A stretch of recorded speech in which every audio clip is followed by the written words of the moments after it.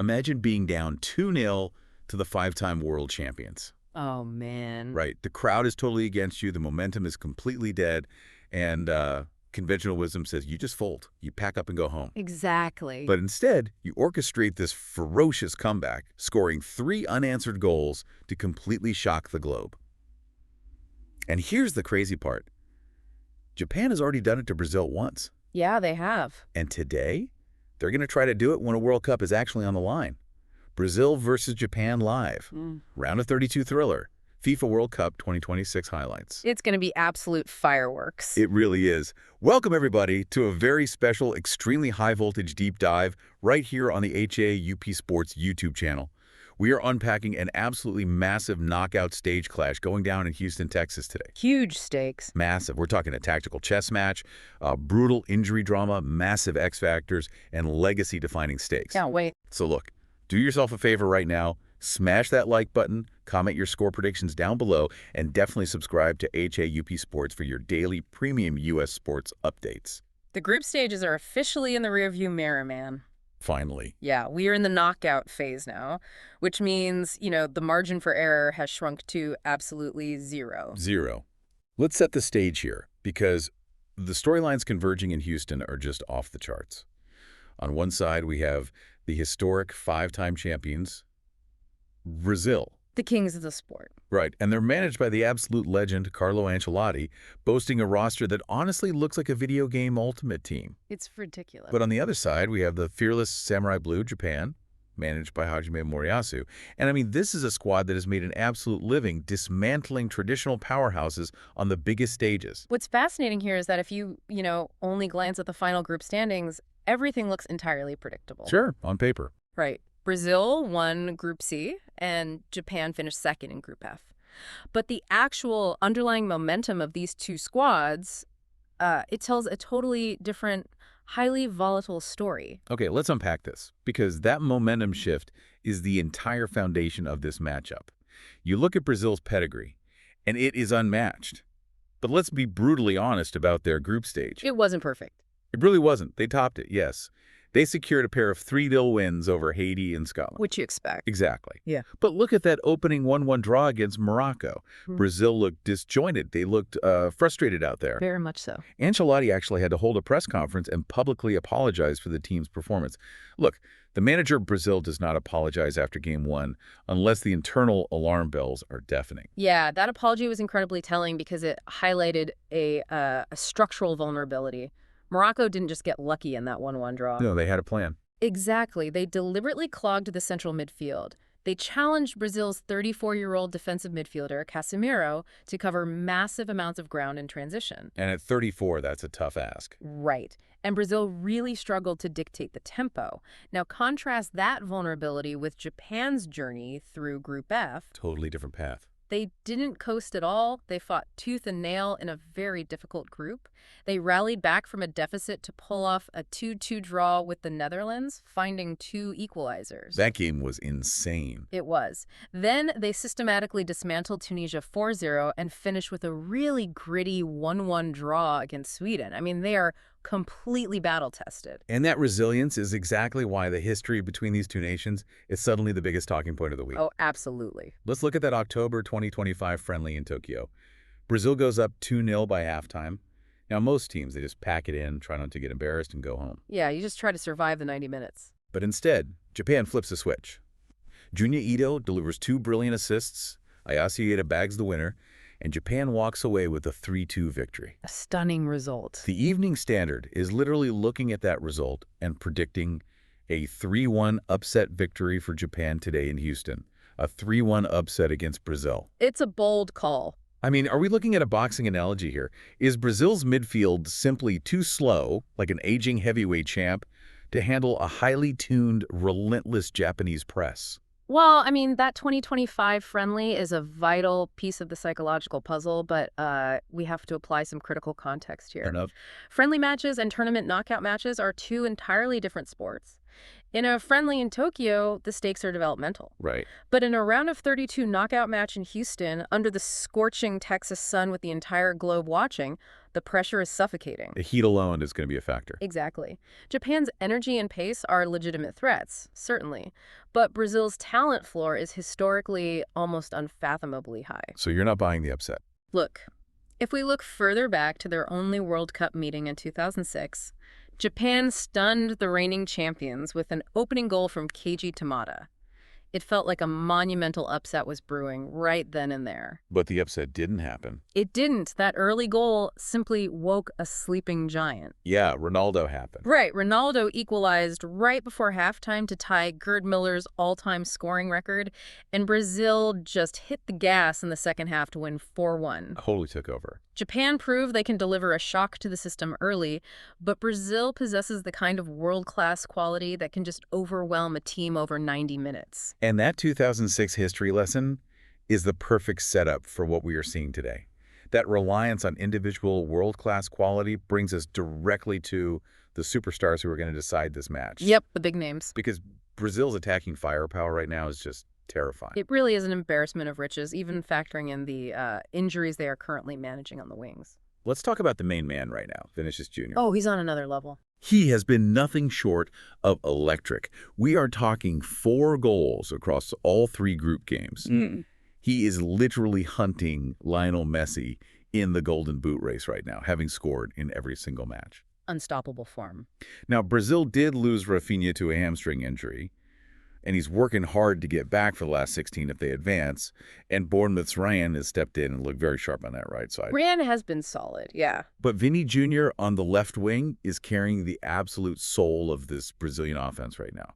He is. He's the focal point, the primary engine of their transition game. For sure. The way Vini Jr. isolates defenders in one-on-one situations is just a nightmare for any fullback. But, his dominance actually complicates the biggest storyline surrounding the Brazilian camp right now. You are talking about the headline that absolutely broke the internet this week. Neymar is back. The return of the king. After a 981-day absence from the national team, the 34-year-old stepped onto the pitch for 15 minutes off the bench against Scotland. Incredible moment. Stepping onto a World Cup pitch when nobody thought he would ever wear the famous yellow shirt again. The psychology behind Neymar's return is fascinating, largely because of how Carlo Ancelotti he's weaponizing it. How so? In the pre-match press conference, Ancelotti gave this incredibly vague quote. When asked if Neymar would start, he said, his role in the match will depend a lot on the context of the game and on his progress. Which tells the media and the fans absolutely nothing. Right. But that ambiguity is the point. This is a masterclass in tactical mind games by Ancelotti. Wow. By refusing to commit to Neymar as a starter or a substitute, he forces Hajime Moriyasu and the Japanese coaching staff to prepare 2 completely contradictory defensive game plans. Break that down for us. Why are the game plans contradictory? Because defending Vinicius Jr. and defending Neymar require entirely different spatial awareness. Okay. Vini Jr. is all about explosive pace. To defend him, a team typically drops their defensive line deeper to deny him open space to run into. Make him play in front of you. Exactly. But Neymar is a central playmaker who operates in tight areas. If you drop your defense deep, you create a massive pocket of space between your midfield and your defenders. And Neymar will just feast in that pocket. He makes his living in that exact pocket, threading impossible passes. So Moriyasu has to guess. Does he prepare for the vertical speed of a Vini-led attack or the intricate, slower, hyper-creative playmaking of Neymar? Man, that's tough. It keeps Japan guessing until the official lineup drops an hour before kickoff. Here's where it gets really interesting, and I want to pose this directly to you listening right now. Drop your answer in the comments. Let's hear it. If you were Carlo Ancelotti, do you risk messing with Vinicius Jr.'s incredible scorching hot rhythm by forcing a 34-year-old Neymar back into the starting 11? That's the million-dollar question. Or do you keep Neymar in your back pocket as the ultimate terrifying super sub? I mean, imagine being a Japanese defender.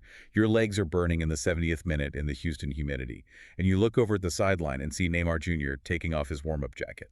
It is the ultimate manager's dilemma.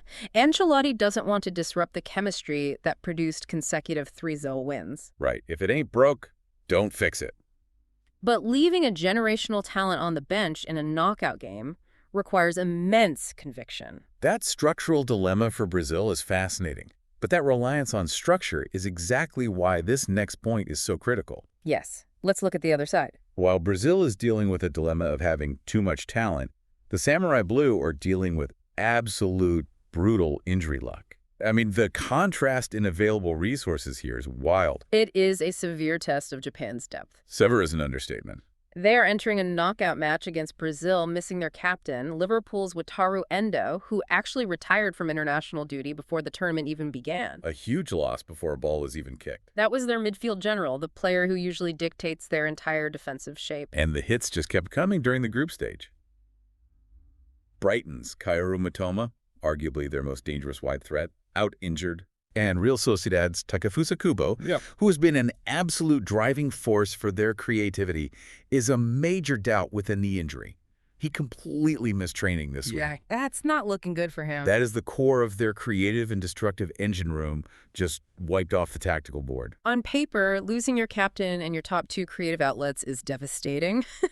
But if we connect this to the bigger picture, this requires us to look at the underlying mechanism of Japan's continued success despite these losses. Okay, I'm listening. Hajime Moriyasu has built a system that is uniquely designed to survive lost personnel. How did that actually work, though? If you lose your best players, how does the system compensate against a team like Brazil? It works because Japan's tactical philosophy relies on spatial discipline rather than individual brilliance. Interesting. When they don't have the ball, they shift into a suffocating mid-block. Instead of one player trying to tackle a Brazilian midfielder, 3 Japanese players simultaneously close off all the passing lanes around that player. Wow, so it's not one-on-one. It's a collective net. Players like Daichi Kamada operating centrally, Celtic's Daisen Maeda pressing relentlessly from the front, and Ayase Ueda, they have absorbed the responsibilities of the injured stars. Just next man up. Exactly. They don't rely on a single superstar to carry the ball 40 yards. They rely on quick, triangular passing combinations. It is a next man up culture executed flawlessly because every single player understands the geometric shape of the formation. Okay, I understand the theory behind the collective net, but I have to play the skeptic here. Go ahead. A disciplined system is great until it shatters. Can a team missing its primary midfield engine and its top wingers really trade blows for 90 minutes against Vini Jr. and Matthias Cunha? It's a tall order. Right. When Vinicius isolates his defender and beats him one-on-one, that collective net you mentioned is instantly broken, isn't it? Is this Japanese system just going to hit a brick wall when the Brazilian A-team steps on the gas? I mean, that is the defining tactical question of the entire match. It has to be. Can systemic discipline and relentless energy overcome pure, unadulterated individual brilliance? Moriyasu's gamble is that his collective unit can exhaust Brazil's stars, forcing them into low-percentage, frustrated shots. Keep them entirely on the perimeter. Exactly. But you are absolutely correct. If Vini Jr. gets into open space and bypasses the first line of that press, a system alone cannot stop him. It becomes a foot race, and Vini usually wins those. Always wins those. It's going to be an absolute thriller in Houston. But the stakes of this game bleed into the rest of the tournament. They absolutely do. Let's zoom out and look at the massive ripple effect of this clash, because the winner isn't just advancing, they are stepping directly into a gauntlet. The bracket is completely unforgiving. It's brutal. The winner of Brazil-Japan faces the winner of the Netherlands and Morocco, and that is a heavyweight tactical fight in its own right happening tonight in Monterrey. Let's dive into that Monterrey matchup real quick. Ronald Koeman's Netherlands team is coming in incredibly hot. Very hot. You have Cody Gakpo providing elite service from the wing, and you have Brian Brobby playing as a true target man up front, who already has 3 goals in this tournament. Brobby has been a revelation. But they are running into a Morocco squad that shocked the world to make the semifinals in 2022 and is currently ranked 7th in the world. People forget how good Morocco is. They are elite.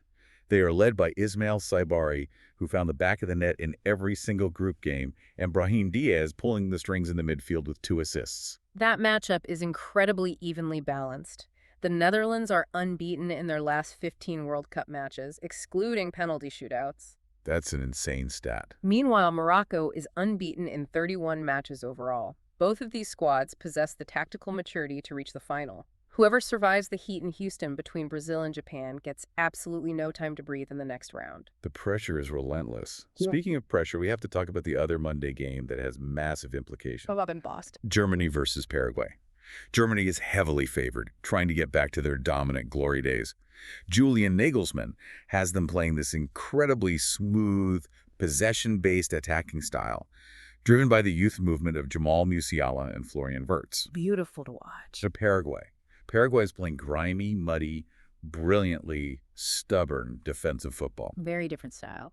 They parked the bus with 10 men to beat Turkey 1-0. They have not conceded a single goal in their last 2 games. Can Germany's Kai Havertz actually unlock a low block that absolutely refuses to break? Breaking down a low block is honestly one of the hardest things to do in modern football. For those tuning in who might not obsess over tactical jargon, what exactly does a low block look like on the pitch, and why is it so frustrating for a team like Germany? Well, imagine a massive, dense maze constructed entirely inside the penalty area. Sounds claustrophobic. It is. A low block means the defending team drops all 10 of their outfield players deep into their own defensive third, usually within 30 yards of their own goal. Yeah. They condense the space so tightly that there are virtually no gaps for a through ball. The defensive line and the midfield line are separated by maybe 5 yards. 5 yards, that's nothing. It forces the attacking team to pass the ball side to side in a U shape around the penalty box, trying to pick a highly complex lock. Just probing constantly. Yeah, and one misplaced pass by Germany, and Paraguay will immediately launch a counterattack into the empty space Germany left behind. Germany has to be patient, precise, and strike early to force Paraguay out of that defensive shell.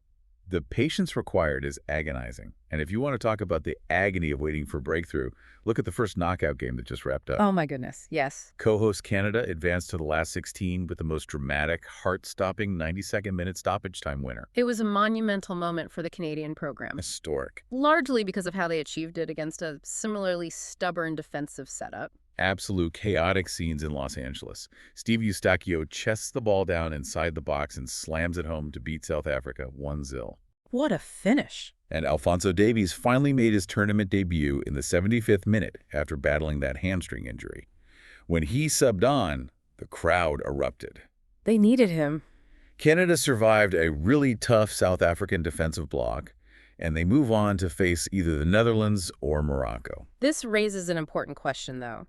Canada grinding out a stoppage time win against South Africa, Paraguay frustrating elite European attacks, Japan going toe-to-toe with Brazil, this all points to a massive paradigm shift. The game is changing. The gap in international football is shrinking rapidly. The tactical sophistication that used to belong exclusively to Europe and South America is now a global commodity. Yeah, everyone has the tape now. Smaller nations have learned how to organize defensively and strike in transition, completely neutralizing the pure talent advantage of the historic powerhouses. So what does this all mean for today's matchup? Let's bring it all back home to Houston. This clash isn't just a game. No, it's not. For Carlo Ancelotti's Brazil, it is a legacy-defining moment. You do not take the managerial job for Brazil to get bounced in the round of 32. Unacceptable. You manage them to win the entire tournament, period. And for Hajime Moriyasu's Japan, it is a chance at historic validation. A chance to be legends. They have slain giants in the group stages before, but securing a knockout round win over the 5-time world champions, that puts this generation of Japanese players in the pantheon of football history. The stakes are astronomical. I want to leave you with this final provocative thought to mull over as we count down to kickoff. Let's hear it. We talked earlier about the possibility of Japan pulling off this monumental upset today. If they do it, if they eliminate Brazil despite missing their captain, despite missing their top wingers, relying entirely on a collective system, does it signal the absolute end of the traditional World Cup hierarchy? Are the days of the historic giants getting a relatively safe or easy early knockout round gone forever? Because if an organized system can consistently dismantle a team of global superstars on this stage, the entire landscape of global football has permanently shifted. That is a chilling reality check for the traditional powers and an absolutely exhilarating thought for everyone else. Absolutely. The heavyweight champ is walking into the ring, but the challenger is completely fearless. What a deep dive this has been. Thank you so much for joining us as we unpack the madness of the 2026 FIFA World Cup. It's been a blast. Remember, I want to hear directly from you. Drop your exact score predictions for Brazil versus Japan down in the comments right now. Will Vinny Jr. take over, or will Japan's system shock the world? Can't wait to read the comments. Smash that like button to help the channel grow. And make sure you subscribe to HAUP Sports so you do not miss a single second of our premium daily U.S. sports updates. Enjoy the match, everyone.